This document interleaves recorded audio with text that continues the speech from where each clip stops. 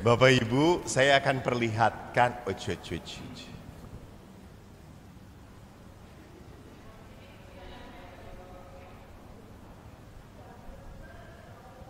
Oke, apa yang dikatakan oleh Bapak Paus?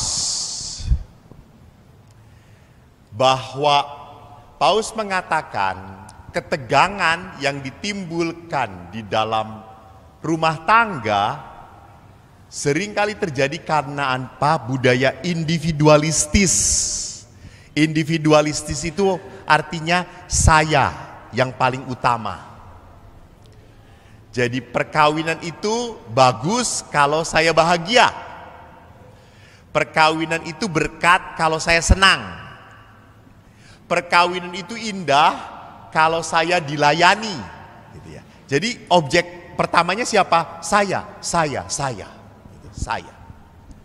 Selama saya dibuat bahagia, selama saya disenangkan, selama saya merasa sukacita, perkawinan itu baik-baik saja. Itu individualis.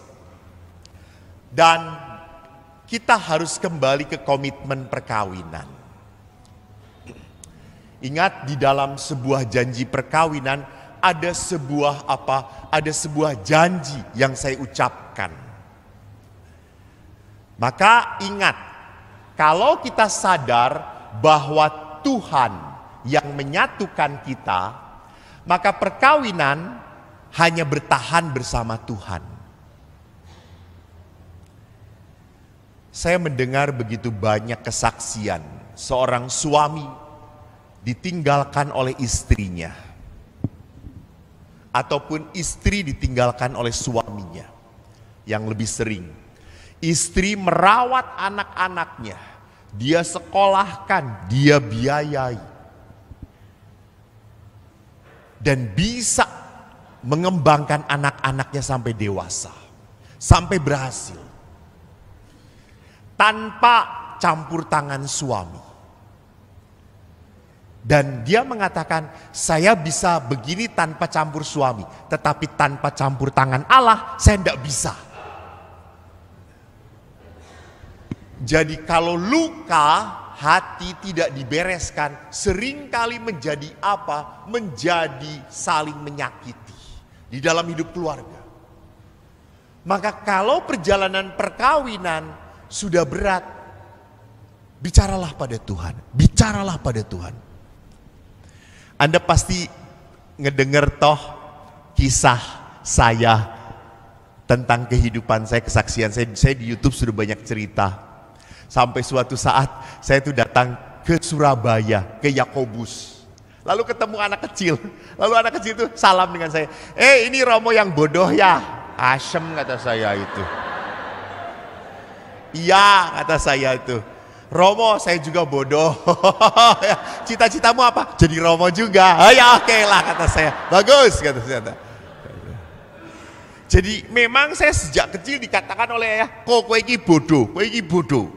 Rankingmu ki 35, jumlah murid 37. Dan hebatnya saya itu konsisten, 35 terus 35. Ndak naik, ndak turun. Bagusnya saya itu.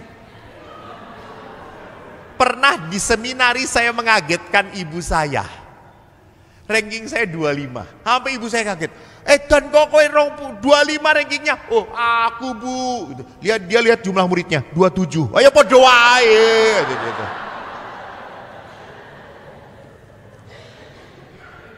Saya beda dengan 3 adik saya.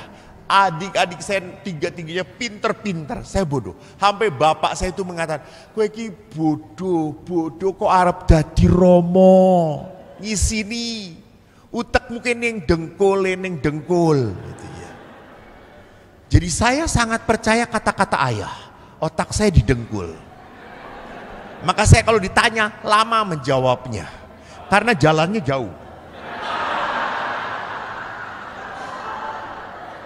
Kadang-kadang tersesat salah jawab gitu ya.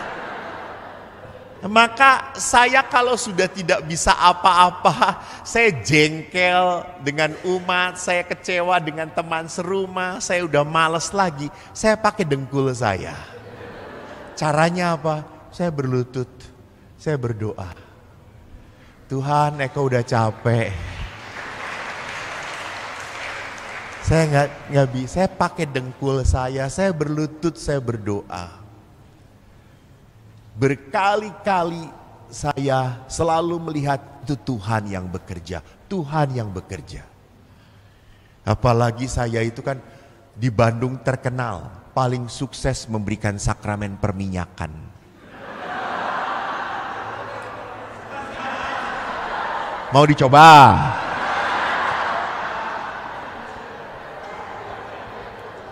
Saya itu kalau memberi sakramen perminyakan 2-3 hari sudah langsung Romo, udah meninggal. Hush. Baru kemarin saya memberi perminyakan, bapaknya tuh baik-baik saja, sehat di rumah sakit. Romo, sampai ibunya tuh yang manggil anak-anaknya saya, Romo minta bapak sakramen perminyakan. Terus saya datang, ibunya, mau ngapain?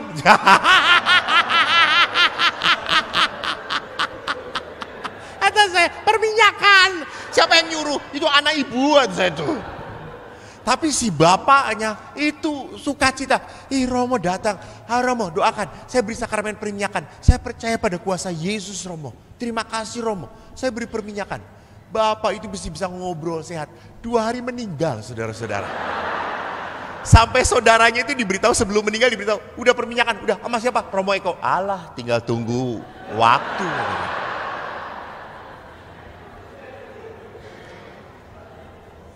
Sampai saya itu kan beda dengan pastor-pastor lain. Pastor lain, ada satu pastor di Pratista itu kalau mendoakan orang hebat banget.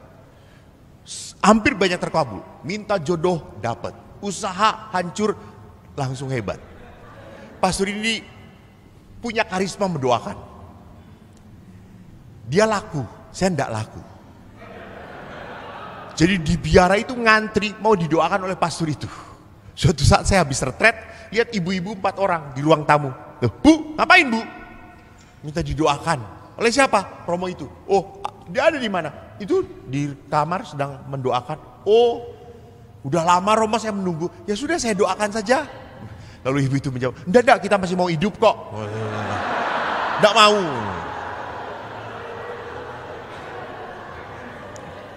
Lalu kan saya kan berdoa kepada Tuhan, Tuhan tolonglah gitu ya. Tolong saya itu jangan mendoakan meninggal. Saya juga pastor Tuhan, berikan kekuatan supaya saya juga bisa didoakan sembuh. Berikan Tuhan. Saya diberi karisma seperti itu juga bisa mendoakan orang. Setelah saya berdoa, murid saya datang ke biara. Romo tolong doakan Oma. Oh siap, kata saya itu. Ini Tuhan mau memberi tanda pada saya gitu ya. Dibawa saya ke ICU. Omanya itu sudah pakai banyak alat itu ya. Waduh ini sih parah kata saya itu. Tapi kan kalau Tuhan mau bekerja ya betul atau tidak percaya Tuhan itu punya kuasa gitu. Maka saya itu langsung, jarang sekali saya itu langsung. Tak terbatas kuasamu Tuhan, semua dapat kau lakukan. Oma, dalam nama Yesus aku berkata sembuhlah engkau, sembuh Oma. Tahu-tahu bunyi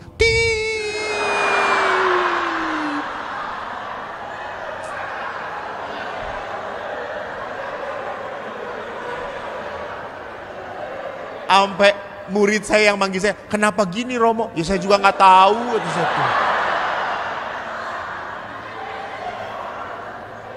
Dan Anda tahu suster saya itu dijemput pakai Alphard, pulangnya Gojek.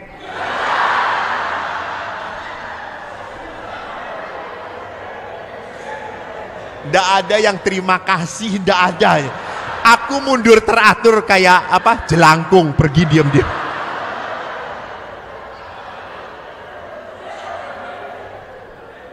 Malu. Sampai saya itu sedih berdoa, Tuhan tolonglah. Jangan permalukan hambamu. Ya kalau meninggal setelah saya pergi sopan sedikitlah Tuhan. Jangan saya ada di situ. Saya berdoa dengan semangat, sembuhlah dalam nama Yesus. Atit kata saya itu.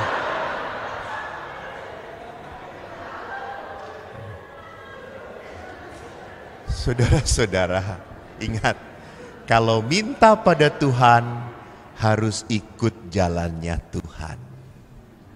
Harus ikut jalannya Tuhan, bukan Tuhan ngikutin maunya saya, Raisa. Ikut jalannya Tuhan. Dan setelah peristiwa itu saya selalu hati-hati mendoakan orang.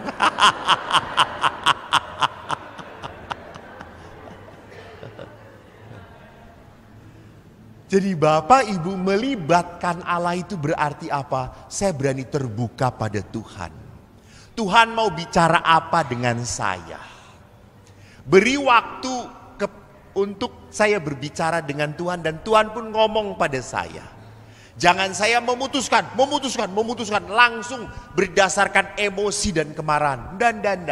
Semua keputusan yang dilakukan seperti itu akan membuat penyesalan dalam hidupmu. Maka yang kedua adalah, Yohanes sendiri berkata, aku pokok anggur dan kamu ranting-rantingnya. Barang siapa tinggal dalam aku dalam dia, ia berbuah banyak. Jadi Yesus saja sudah ngomong, kita tuh nggak akan bisa apa-apa kalau tidak tinggal dalam Tuhan. Jadi saya itu hanya bisa kalau tinggal dalam Tuhan. Kalau kita hidup dalam Tuhan, itu berarti apa? Saya punya relasi rutin dengan Tuhan, berdoa. Jadi buat sebagai sesuatu rutinitas dalam kehidupan. Ingat, kalau berdoa, tolong hindari godaan-godaan. Matikan handphone, doa, wes meneng, diem. Nggak kadung 3, 4, 5 menit, tapi sungguh kita connect dengan Tuhan. Karena pernah ibu-ibu ngomong, Romo, saya itu kalau berdoa setelah suami pergi ke kantor, anak-anak sekolah, rumah sudah beres, saya berdoa. Tapi kadang-kadang pas berdoa ada tukang sayur. Weh, sayur urung tuku. Tar Bunda Maria beli sayur dulu. Nah, itu godaan namanya, gitu ya. Jadi saya harus belajar untuk apa? Konsisten, doa. Apalagi di dalam gereja Katolik, Yesus mau tinggal sungguh nyata dalam hidup kita lewat apa? Ekaristi. Itu kekuatan. Ekaristi adalah saat Allah ingin memberi santapan pada jiwa kita. Maka tidak ada satu orang kudus pun hidup tanpa ekaristi. Semua orang kudus hidup dalam kekuatan ekaristi. Mereka bersatu dengan Tuhan. Yang membuat mereka mampu bertahan dalam penderitaan adalah apa? Adalah Tuhan yang ada dalam hidup dia. Jadi Bapak Ibu, kalau Anda berat dengan pasangan Anda, berdoa. Bapak Paus, Yohanes Paulus kedua pernah berkata, family that prays together, stay together. Jadi kalau keluarga itu berdoa bersama-sama akan bertahan bersama-sama. Jadi coba tolonglah, kalau Anda marah, jangan marah duluan, berdoa. Saya juga ngomong kepada anak-anak di rumah retret, Romo, kalau ngedengerin mama cerewet ngomel terus, apa yang harus saya lakukan? Salam Maria. Jadi mama ngomel, Salam Maria penuh rahmat Tuhan sertamu, terpujilah engkau di antara wanita.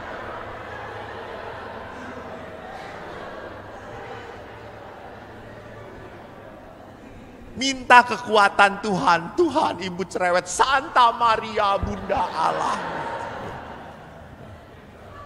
Jadi kita tidak mungkin mampu kalau tidak disertai Yesus. Maka kalau Yesus berkata tinggallah di dalam aku, itu berarti apa? Yesus pertama-tama ingin bertindak di dalam diri kita. Yesus itu ingin menyentuh kita. Baru kita akan dipakai oleh Allah sebagai alat untuk menyentuh yang lain. Jadi maka bagus toh perumpamaan Yesus, keluarkan dulu balok di matamu, maka selumbar di mata saudaramu akan kau bisa keluarkan. Bereskan dulu hidup kamu, maka kamu akan bisa membereskan yang lain. Jadi yang pertama harus dirubah adalah siapa? Diri saya yang harus dirubah. Maka pasanganmu pun akan berubah. Jadi kalau orang tinggal dalam Allah, tidak menuntut pasangan untuk berubah. Enggak, saya harus berubah dulu, saya berubah. Maka pada saat itu orang pun akan tertarik untuk berubah. Saya punya kebiasaan yang baik sejak di seminari. Kami itu semua tinggal di seminari. Para frater, para romo ini tinggal di seminari. Kita tadi cerita sedikit tentang hidup di seminari. Bagaimana kalau hidup di seminari itu diatur. Duduknya itu angkatan senior sampai junior. Paling pojok junior. Saya itu waktu novisiat sudah paling pojok duduknya, saya paling muda. Jadi paling muda harus pojok lagi. Jadi paling ujung. Dan pastor magister itu yang dia melayani kita dengan mengambil sup, taruh ke piring. Jadi kalau sup pertama itu masih ada wortel, kentang, daging. Kalau sudah sampai Eko,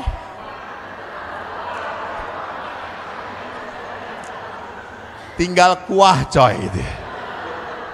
Jadi saya tinggal seruput, cepet banget saya itu. Itu nasib seminari gitu. Kalau makanan pun sama gitu ya. Semua disiapkan dari yang senior dulu.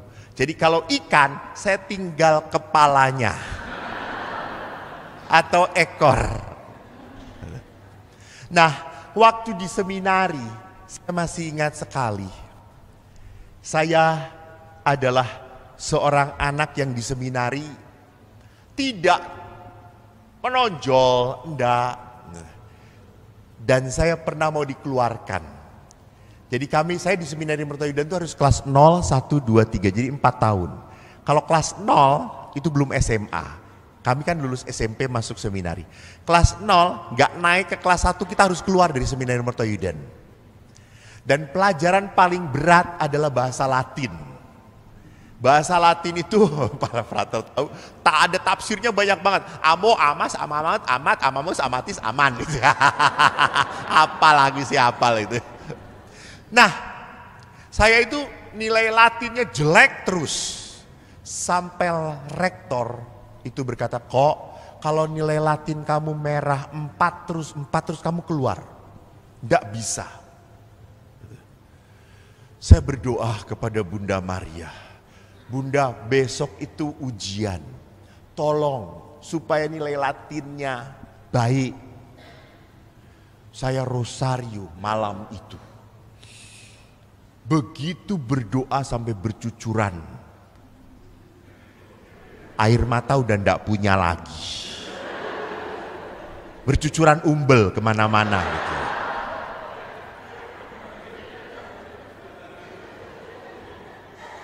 Dan besoknya saya ulangan. Haleluya. Dapat 4. Saya lupa bahwa Bunda Maria juga nggak bisa bahasa Latin. Tapi yang membuat saya senang adalah apa? Guru bahasa Latinnya datang kepada saya. Saya kasih les privat ya bahasa Latin.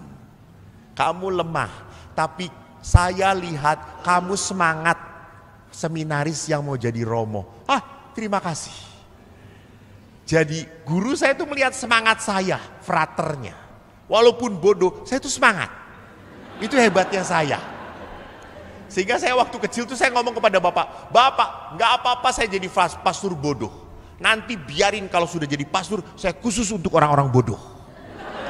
Dan Tuhan mendengarkan doa saya. Salah satunya panitia dari paroki ini bodoh ngundang saya gitu.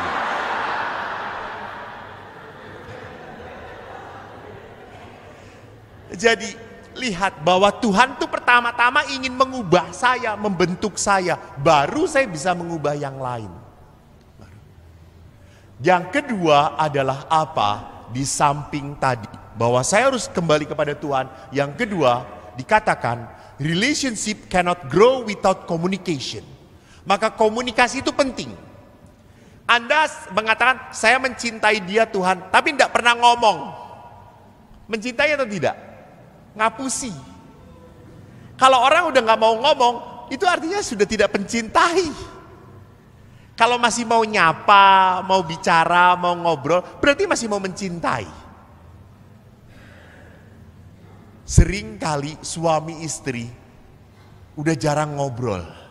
Karena kalau ngobrol, ujung-ujungnya berantem. Suaminya budek lah. Atau bukan budek, membudekkan diri sendiri gitu ya. Karena beberapa suami itu konon katanya mendengar frekuensi suara istrinya langsung budek, saudara-saudara.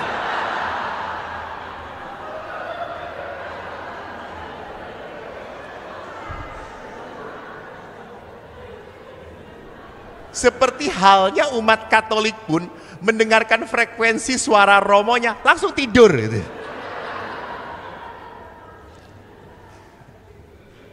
Jadi memang bisa terjadi karena apa? Karena sudah malas lah ngedengerin dia, ngobrol dengan dia udah malas lah. Mau ngomong apa lagi? Kan seringkali juga suka bingung tuh. Sudah Romo, saya sudah 30 tahun hidup dengan dia, mau ngomong apa lagi? Kita kehabisan gitu. Itu. Maka seringkali aneh. Romo, kenapa saya kalau ngobrol dengan wanita lain kok bisa rame ya? Kalau dengan istri sendiri nggak rame ya? Ya wajar, kata saya. Wajar. Karena kalau dengan istri, kita udah diisi dengan males, ngomong apa lagi, nggak bisa. So, Paus pun mengatakan, tingkatkan komunikasi. Maka ada 4 bahasa dalam komunikasi. Pertama apa? Diskusi. Diskusi itu levelnya otak. Diskusi itu levelnya siapa yang benar, siapa yang masuk akal. Itu diskusi. Jadi dalam diskusi itu kita ngobrol tentang tukar pikiran, tukar pendapat, tukar pandangan. Itu diskusi. Kita mau makan apa hari ini?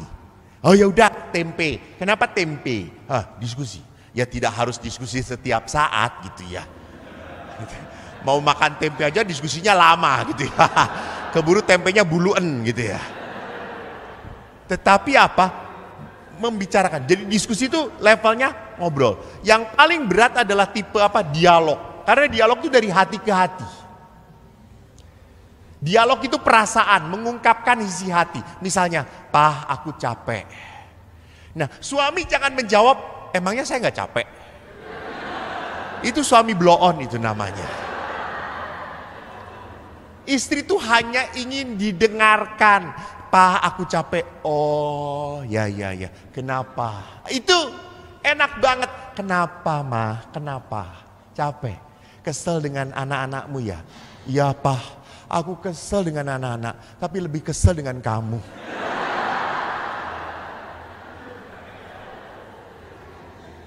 Ya sudah, terima. Namanya dialog itu mengungkapkan isi hati. Kalau namanya isi hati, perasaan itu nggak ada yang salah. Nggak ada yang salah. Namanya perasaan, orang bisa kecewa, bisa marah, macam-macam. Dan perasaan tidak bisa diatur. Bisa datang dan pergi begitu saja. Yang ketiga adalah apa? Ini, bahasa badan. Tolonglah sentuh kembali istrimu. Sentuh, pegang lagi. Pegangan tangan lagi. Walaupun tangan istri Anda sudah besar semuanya gitu ya. "Mah, kok jempol, telunjuk, kelingking sama semua ya, Mah," gitu. Ya enggak apa-apa gitu ya.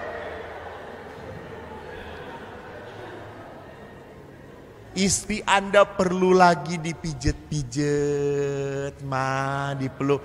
"Ma," pada saat si cendol-cendol ini enggak ada. Jadi jangan cendol-cendol ini mengganggu. Karungin dulu cendol-cendol ini, menang kamu di situ. Papa dengan mama mau mengungkapkan isi hati. Itu. Butuh lagi Bapak Ibu jalan bareng lagi. Komunikasikan. Saya di sini nggak bisa ngomong bebas karena banyak anak-anak. Dan ada suster juga. Takut nanti malam membayangkan yang tidak-tidak. Jadi penting menyentuh lagi, sentuh kembali. Dan bahasa terakhir saya tidak akan bahas karena ada anak-anak, saya lewatin aja komunikasi seksual. Padahal kelihatan wajahnya. Bapak Ibu, dalam gereja Katolik seksualitas itu adalah sesuatu hubungan yang paling intim dan puncak dari relasi. Maka hubungan seksualitas itu adalah hubungan yang suci. Nah, ini yang saya suka dari Ibu Teresa. Ibu Teresa pernah berkata apa? Love until it hurts. Real love is always painful and hurt. Then it is real and pure. Artinya apa? Cinta yang murni dan sejati itu menyakitkan. Menyakitkan. Tapi itulah kesejatian. Itulah aslinya cinta.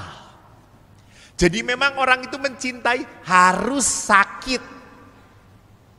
Jadi ibu-ibu, tolong angkat tangan. Anda yang angkat tangan saya kasih uang 1 juta. Yang sudah menikah, apakah siapa yang selama pernikahan belum pernah sakit hati dengan suaminya? Angkat tangan.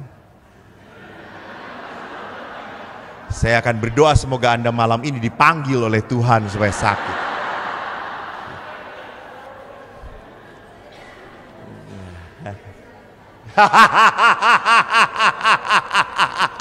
Lihat suami, mah, angkat tangan mah.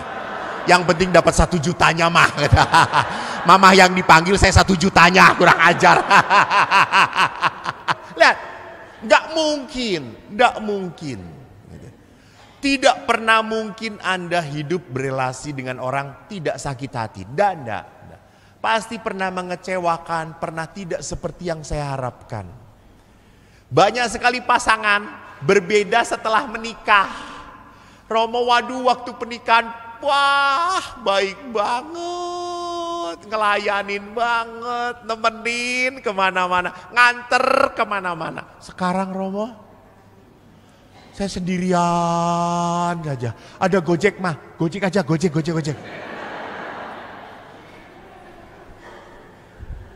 Dulu waktu istrinya jatuh, pacarnya jatuh, langsung ditangkap. Sekarang jatuh, nah rasa no, salamu dewe. Gitu.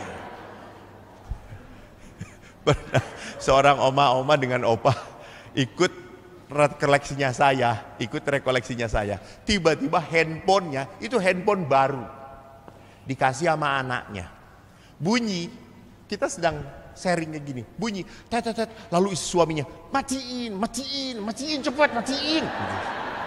Lalu istrinya itu kan panik, nggak bisa apa-apa, dimatiin, ditekan-tekan nggak mati-mati, akhirnya didudukin. Lah pecahlah handphone itu, gitu. Jadi perhatikan, kalau kita seringkali tidak menempatkan cinta, kasih di atas segala-galanya, kita hanya ingin selalu mengatakan, kau yang membuat aku tidak bahagia, kau yang membuat aku tidak sukacita, kau yang membuat hidup aku menderita. Itu. Nah, terakhir adalah cinta itu seperti salib. Kadang-kadang menyakitkan, tapi saya sakit, saya kecewa. Demi apa? Demi sesuatu yang mulia. Demi sesuatu yang indah. Demi kebaikan rumah kita. Demi anak-anak. Itu lihat, demi anak-anak. Jadi ada sesuatu kebaikan yang mau diraih. Dan yang terakhir ini yang paling susah. Dan ini tuntutan. Di 2015 Bapak Paus pernah berkata, tidak ada keluarga yang sempurna. Kita tidak punya orang tua sempurna, kita sendiri tidak menikah dengan orang sempurna, dan kita tidak punya anak-anak sempurna.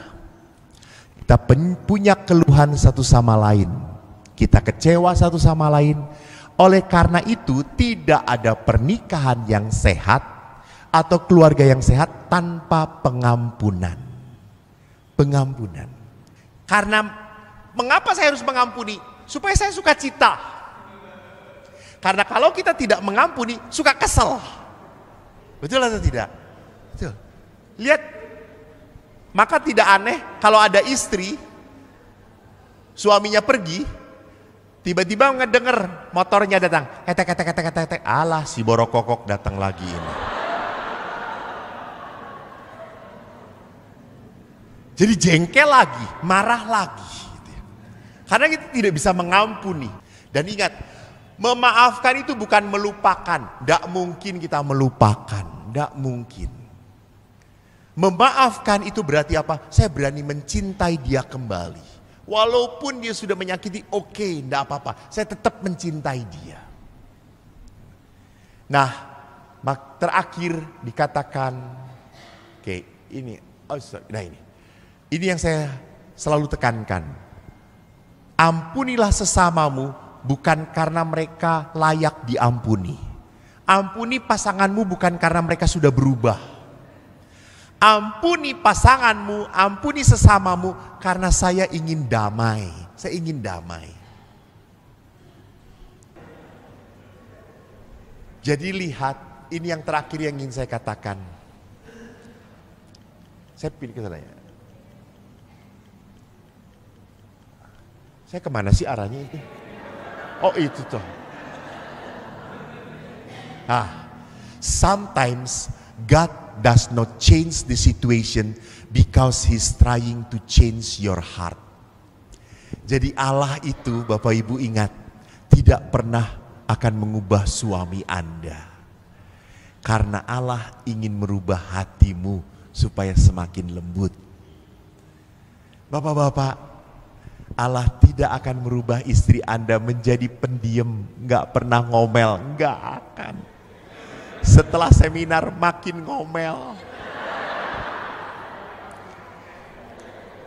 Karena Allah ingin mengubah hati kita supaya semakin lembut.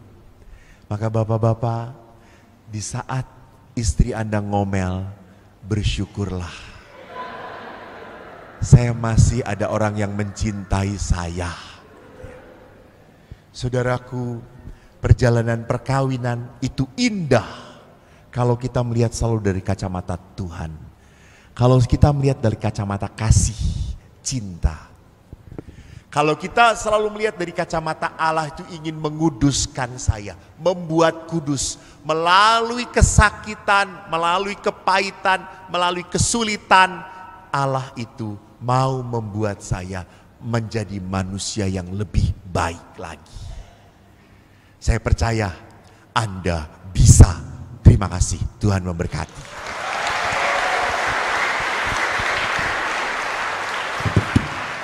Romo, Andy, para Romo, Suster, Frater, Bapak Ibu yang terkasih, anak-anak muda, terima kasih banyak untuk kebersamaan selama seminar ini.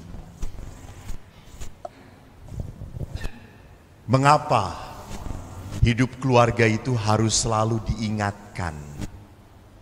Bapak Ibu ingat, untuk sekolah jadi Romo itu kurang lebih kita 10 tahun pendidikannya. Sedangkan untuk menikah Anda khusus perkawinan berapa lama? Oh tidak ada kursus perkawinan di sini, langsung kawin aja begitu. Kok kayak bebek sinjai. Lihat. Anda kursus perkawinan cuma berapa bulan?